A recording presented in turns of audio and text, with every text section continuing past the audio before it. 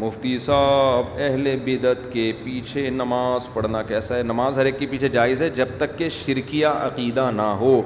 شرکیہ کا مطلب نبی صلی اللہ علیہ وسلم کو حاضر ناظر سمجھتا ہو، مشکل کشا سمجھتا ہو، تو پھر اس کے پیچھے نماز پڑھنا جائز نہیں ہے۔ نبی کو بشر نہ سمجھتا ہو، نور سمجھتا ہو، یعنی بشریت کی فہرست سے ہی نکال دیا ہو، پھر ایسے شخص کے پیچھے نماز پڑھنا جائز نہیں ہے۔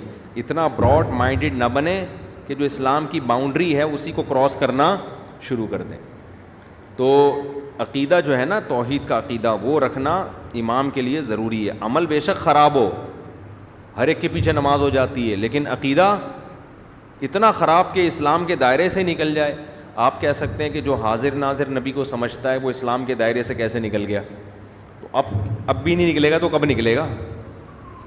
ہے بھائی، اللہ اور نبی میں کوئی فرق ہی نہیں چھوڑا اس نے، تو اب کب نکلے گا پھر وہ؟